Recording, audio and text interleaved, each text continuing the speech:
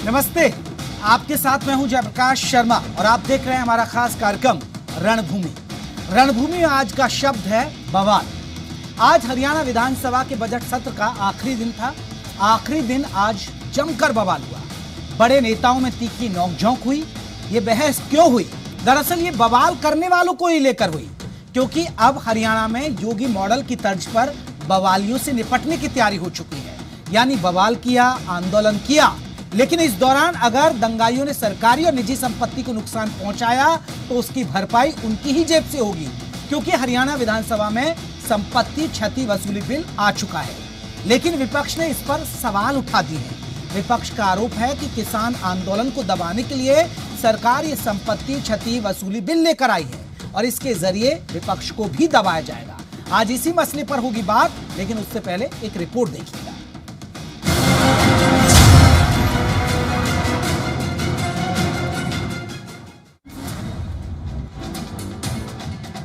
हरियाणा विधानसभा अनिश्चितकाल के लिए स्थगित। प्रश्न है कि सब क्लास 2 और क्लास 1 विधेयक का पार्ट बने। विधानसभा में आखिरी दिन कई विधेयक पारित हुई, प्रस्ताव स्वीकृत हुआ, सब क्लास 2 और क्लास 1 विधेयक का पार्ट बना। लेकिन किसी प्रॉपर्टी की सुरक्षा करना या नुकसान हुआ तो उसको उसका मुआवजा दिलवाना ये सरकार का काम है, इसलिए हमने उस एक्ट को पारित किया। संपत्ति क्षति वसूली बिल पर सदन में बवाल। और ऐसा आदमी जो तोड़फोड़ करता है, आगजनी करता है, उसके मन में भय पैदा करना भी सरकार की जिम्मेदारी है।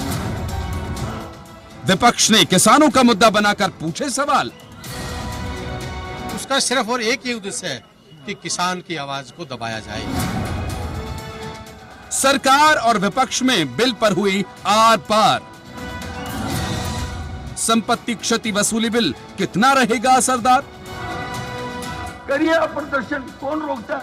हमने तो नहीं रोका। पास हो गया है तो वो दोनों ने कहा प्रस्ताव स्वीकृत हुआ, सब क्लास 2 और क्लास 1 विधेयक का पार्ट बना।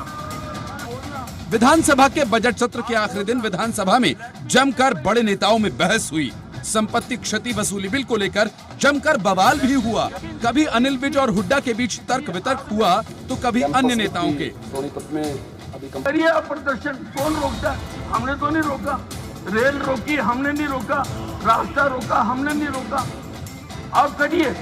लेकिन कांग्रेस ने बड़ी बेशर्मी से उसका विरोध किया है कि ये बिल पास ना हो, लेकिन बिल सदन में पास हो गया। तो कभी सीएम और कांग्रेस विधायक रघुवीर कादियान के बीच बहस हुई। चर्चा नहीं होगी, बिल के ऊपर चर्चा नहीं होगी क्या? इन लोगों की शंकाएं निराधार हैं कि शायद ये किसान जो 3 कानून का विरोध कर रहे हैं उसके खिलाफ ये किया जा रहा है। ऐसा बिल्कुल नहीं है। विपक्ष ने किसानों का मुद्दा उठाकर इस कानून संपत्ति क्षति वसूली बिल पर सवाल उठाए। जिस प्रकार से किसान को डराने का काम किया जा रहा है, क्या ये कानून इस समय जरूरी था? हम ऐसे तत्वों के हम खुद खिलाफ है। ये सिर्फ और कोई इसका उद्देश्य नहीं था। उसका सिर्फ और एक ही उद्देश्य है कि किसान की आवाज को दबाया जाए। संपत्ति क्षति वसूली बिल हरियाणा सरकार यूपी सरकार की तर्ज पर लेकर आई है और अगर आंदोलन और दंगों के दौरान किसी ने सरकारी और निजी संपत्ति को नुकसान पहुंचाया तो उसी से जुर्माना वसूला जाएगा।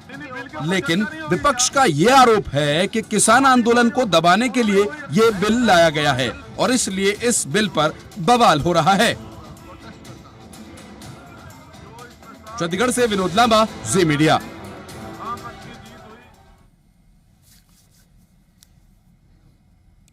तो जल्दी अब ये कानून भी बन जाएगा, आपको बता दें। लेकिन अगर दंगाई संपत्ति नुकसान, आपने अक्सर देखा होगा, कभी कोई हंगामा हो रहा, आंदोलन चल रहा है तो अगर बस खड़ी है तो बस को तोड़ दिया गया, रोडवेज बस को आग लगा दी, ट्रेन तोड़ फोड़ होती है, आप अगर गाड़ी आपकी खड़ी है तो उसमें भी तोड़ फोड़ कर दी जाती है। लेकिन अब जो दंगा करेगा, जो बवाल करेगा, जो संपत्ति को नुकसान पहुंचाएगा, उसे जुर्माना भी होगा और सजा का भी प्रावधान रहेगा। इसी मसले पर बात करेंगे। हमारे साथ 3 खास मेहमान जुड़ गए। अपने मेहमानों का मैं परिचय करा दूं। वीरेंद्र चौहान, प्रवक्ता बीजेपी, शमशेर गोगी कांग्रेस के विधायक हैं और साथ ही साथ सोनिका गर्ग हैं, वकील हैं पंजाब हरियाणा हाईकोर्ट से। आप तीनों मेहमानों का बहुत बहुत स्वागत है। चर्चा की शुरुआत में चौहान साहब आपसे ही करना चाहूंगा। चौहान साहब, किसानों की आवाज को आप दबाना चाह रहे हैं, मैं नहीं सर? विपक्ष पूछ रहा है। जयप्रकाश जी, किसान साधारणतया दंगा करेगा नहीं।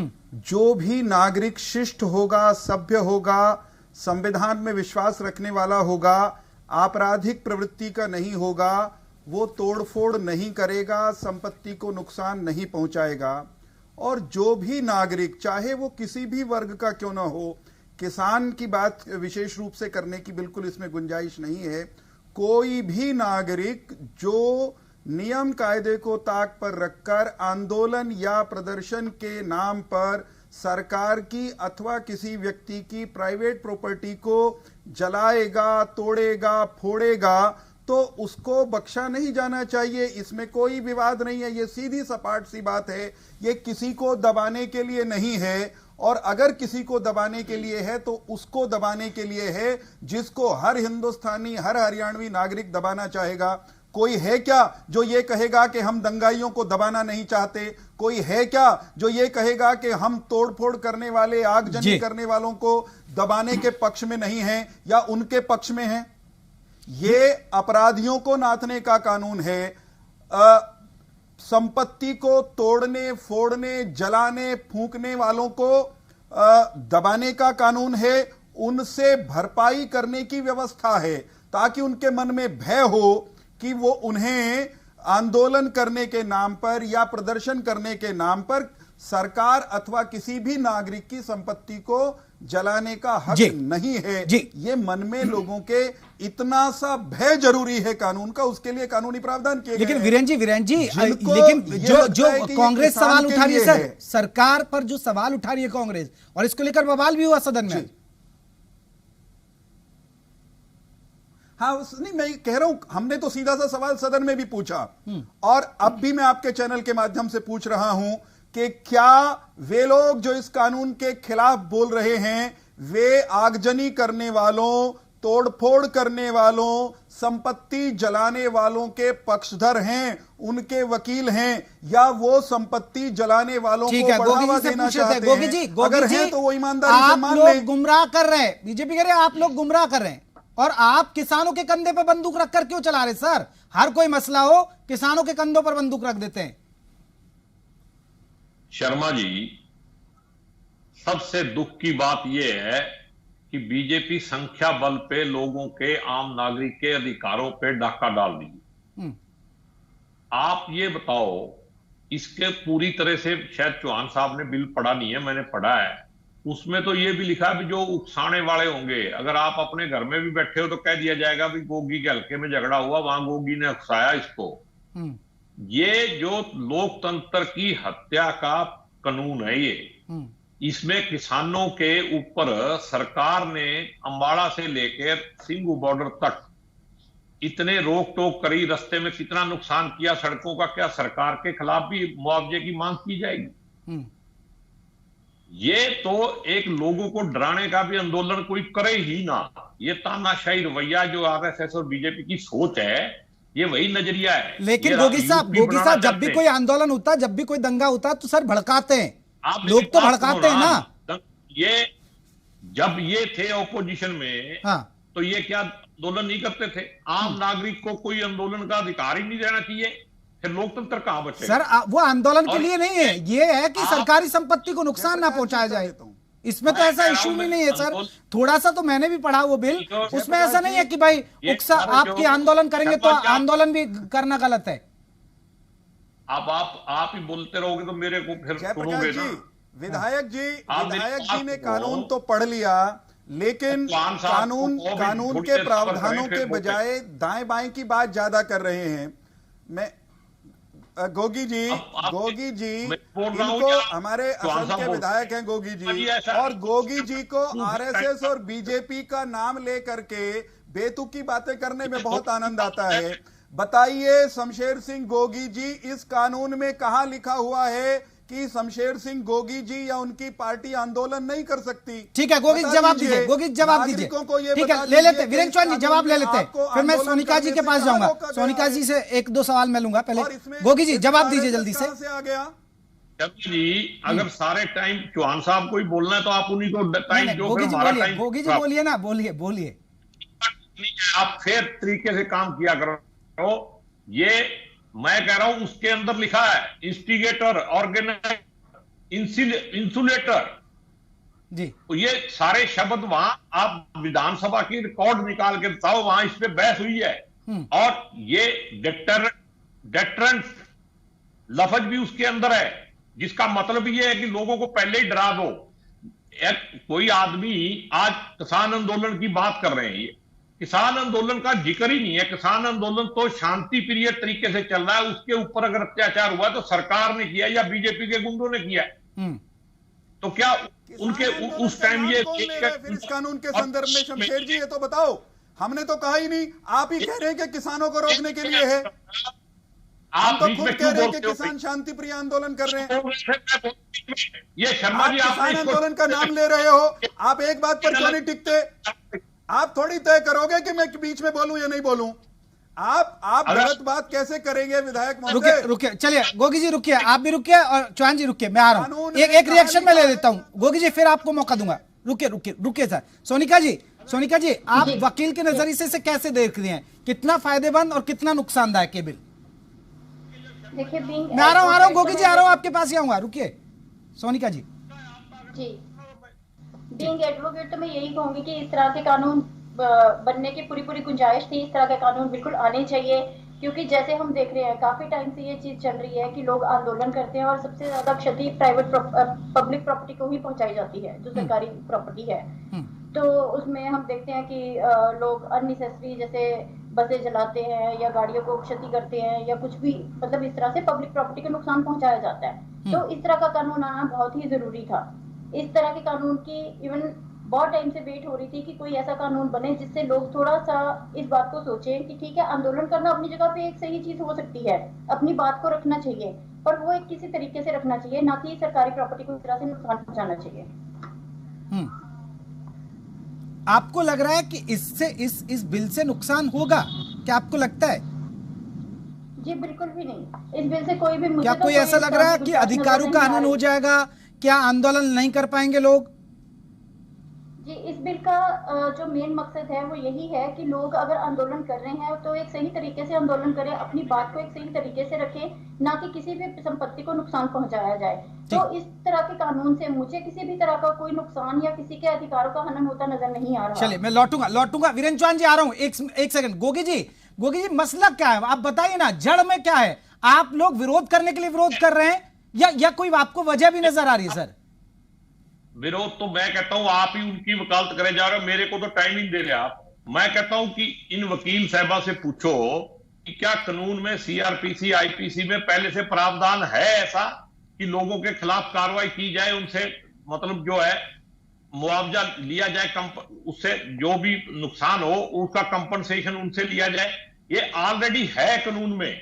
ये आज टाइमिंग ऐसी है, इस टाइमिंग के अंदर जब पब्लिक ने बीजेपी के एमएलए को, जेजेपी के एमएलए को गांव में घर में घुसने से, हल्के में घुसने से मना कर दिया, तो उसके लिए ये हथियार बना रहे हैं। और मैं आपको शर्मा जी आपके माध्यम से एक बात बताना चाहता हूं, लोकतंत्र का मतलब ये नहीं है, जिसने लोकतंत्र लिखा था ना अरिस्टोटल ने, उसने ये कहा था कि जब संख्या बल पे इसका दुरुपयोग होगा तो ये मूल तंत्र। गोगी जी क्या आप जीवन भर बाहर रहेंगे क्या? विपक्ष में बैठे रहेंगे? सत्ता पक्ष में आप भी तो सत्ता संभालेंगे ना सर, ये तो आप पे भी लागू हो जाएगा ना, आप भी तो करेंगे। अगर मेरे को सत्ता में आना है तो ऐसे घटिया कानून मेरे को नहीं चाहिए। ठीक है, वीरेंद्र चौहान जवाब दे रहे हैं। वीरेंद्र चौहान, ये सोच तो तानाशाह लोगों की है। मुझे सर तानाशाह वीरेंद्र चौहान जी, आप गोगी जी सुन लीजिए, उत्तर सुन लीजिए, मैं उत्तर देता हूं। देखिए शमशेर जी, आपकी पार्टी सत्ता में थी, दिल्ली में निर्भया का कांड हुआ, उसके बाद पूरे देश में ऐसे जघन्य अपराधियों के खिलाफ अधिक सख्त कानून बनाने की मांग उठी और वो कानून बनाया गया, आवश्यकता थी।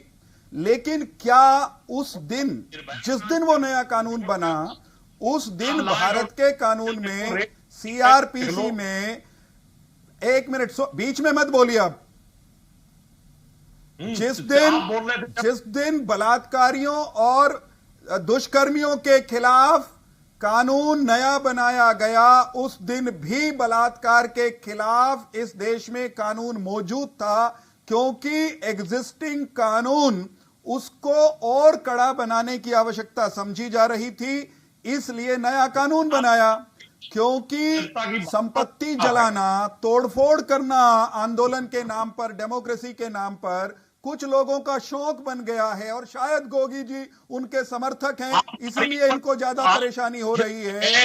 इसलिए ऐसे लोगों को रोकना, ऐसे लोगों को टोकना, ऐसे लोगों को कानून के रास्ते से बांधना, ये प्रजातंत्र के लिए आवश्यक है। शमशेर जी समझ लीजिए, दंगाई दंगाई होता है, तोड़फोड़ करने वाला तोड़फोड़ करने वाला होता है। ठीक है वीरेंद्र जी, शमशेर गोगी जी, अभी यूपी सरकार इसको, शमशेर गोगी जी ये कानून यूपी में बन चुका है, गोगी जी यूपी में आ चुका है, यूपी में आ चुका है, मध्य प्रदेश भी लाने वाला है, वहां भी तैयारी हो रही है। तो सर वहां तो इस तरह की बातें नहीं हो रही ना। हालांकि सवाल उठे, सियासत के लिए सवाल जरूर उठे, वो तो किसान आंदोलन से पहले ही बन गया ना। नहीं, मैं कह रहा हूं राजनीति करिए, लेकिन दंगा करने वालों के समर्थक मत बनिए। ठीक है चौहान जी रुकिए, गोगी जी कुछ कह रहे हैं, वालों के मित्र मत बनिए। रुकिए वीरेंद्र जी, आग लगाने वालों के वकील कैसे हो सकते हैं शमशेर सिंह गोगी? गोगी जी बोलिए। तो आप शर्मा जी, एक बात मैं कहता हूं, 65 साल राज किया कांग्रेस ने, कभी कांग्रेस ने भी आंदोलन करने वालों के खिलाफ इस तरह का कानून बनाया? इससे आप सोच का फर्क पता लगा सकते हो। तो क्या आप चाह रहे हैं कि संपत्ति को नुकसान पहुंचा जाए? गोगी जी, आपने तो पूरे देश को अंदर ठोकने की व्यवस्था कर दी थी इमरजेंसी में। कांग्रेस का चेहरा नए सिरे से उजागर मत करवाइए। जिन्होंने इमरजेंसी लगाई हो, जिन्होंने इमरजेंसी लगाकर पूरे देश में प्रजातंत्र को जेल में ठोक दिया हो, वो कहते हैं हमने कानून नहीं बनाए। अरे भाई क्या कर रहे हो गोगी जी? आप कौन सी पार्टी में थे उन दिनों? 60 साल में ये कानून नहीं बना, आपने 6 साल में बना दिया।